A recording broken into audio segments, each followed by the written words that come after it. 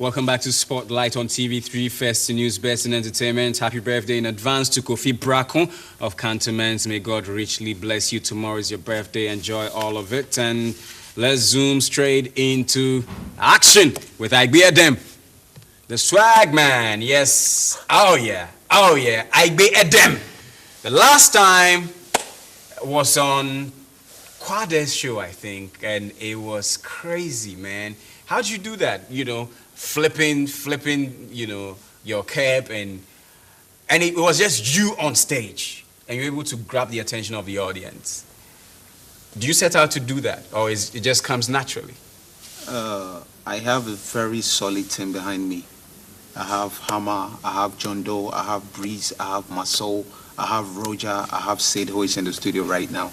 And that gives me ample time to just stick to what I'm supposed to do as an artist, instead of running around knowing who I'm supposed to talk to when it comes to stuff. So that's the basic reason why I do what I do. And apart from that, I research a lot into what I want to do. So I just try to take over the stage with so much energy and make people understand that that's hip hop. You don't need about 8 girls doing the same dance that they do in the videos every day to get to the people. You need to listen to your own song, know where the breaks are, know how the drum pattern is.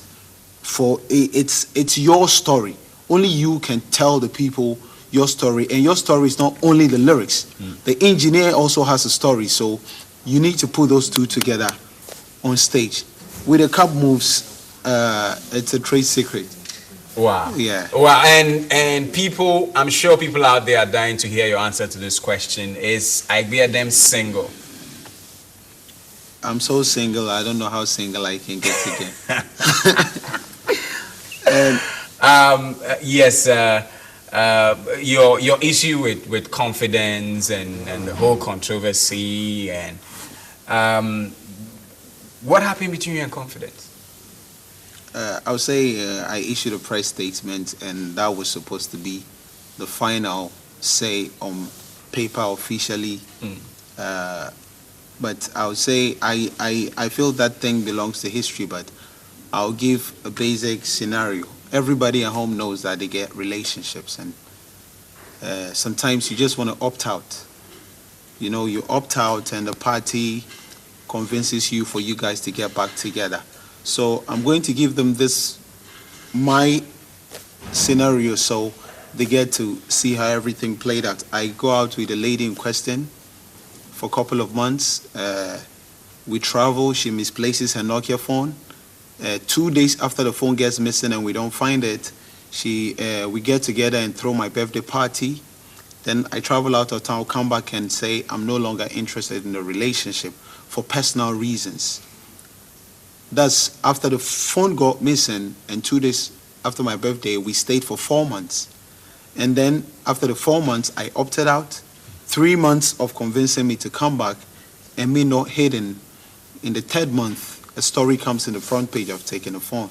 The same phone that we all knew got missing because I was going for my concert.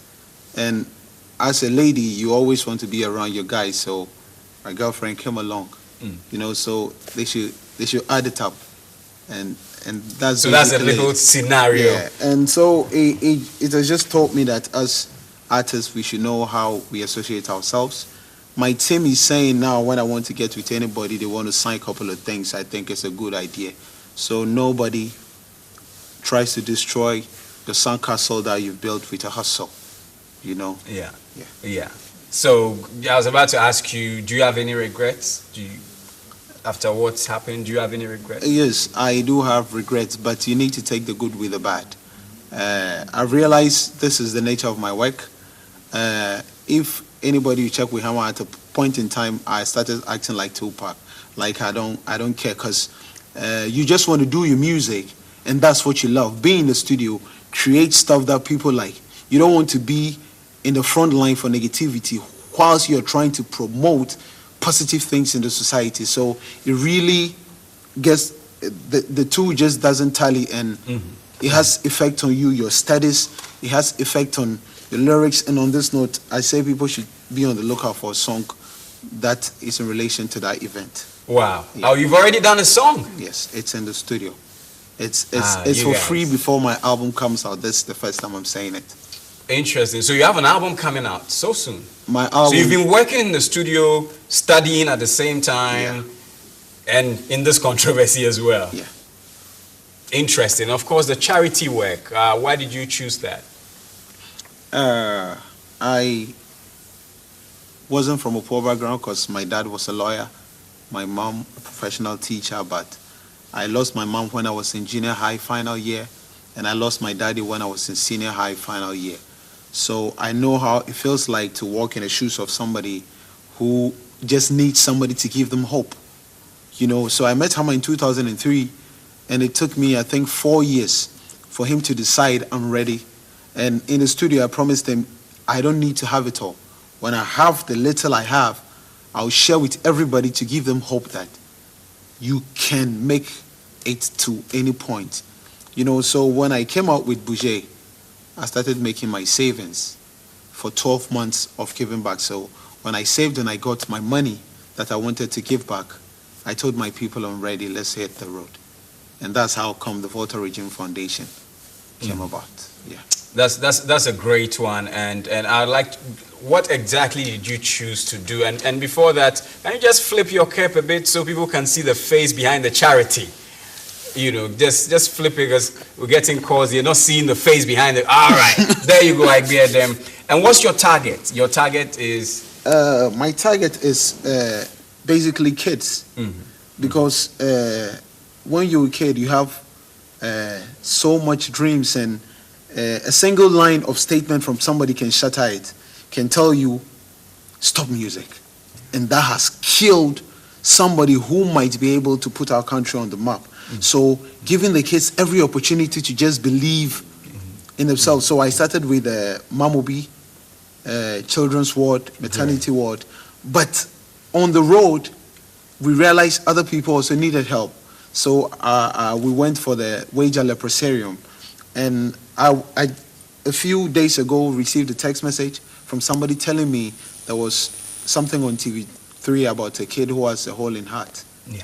And I want to tell the kid I'm working on it, so.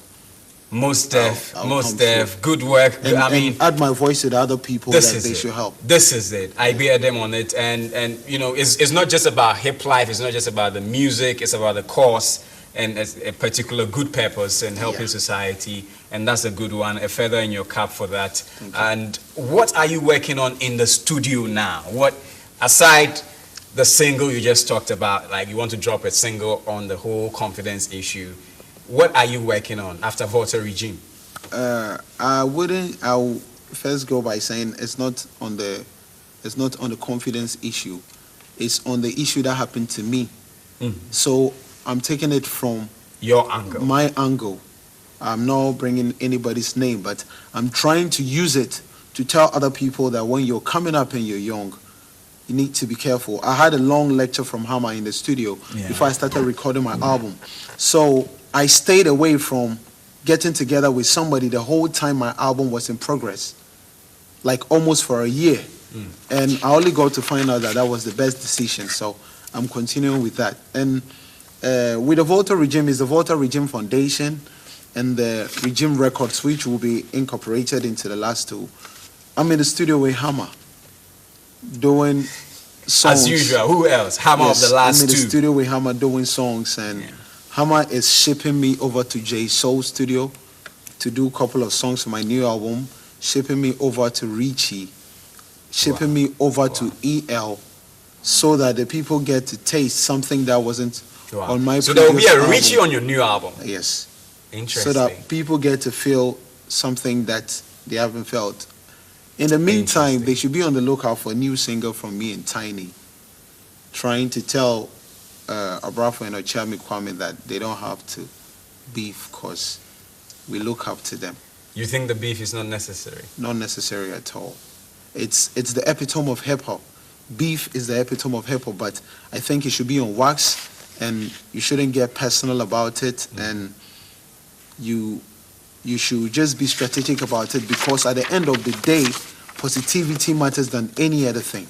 Most deaf. Ayigbe Edem right there. Positivity matters than any other thing. So watch out. Lots in store from Ayigbe Edem. Great having you, Ayigbe Edem. Before I take off, I want to tell them they should be on the lookout for 2 new members of the Last Two Music Group. We have Tuba from the north, and we have Gemini, the fastest English rapper alive. Period. Okay, alive. You added the word alive. Okay. Yeah. All right. It's Oshabi Kwame watching. All right. Ayigbe Edem right there, and good luck on your charity work as well. Good having you. Let me remind you, Asanka Delight is on, and this week we have Honorable Isaac Osei, special guest on Asanka Delight. That's on Sunday at 6 p.m. Let's see how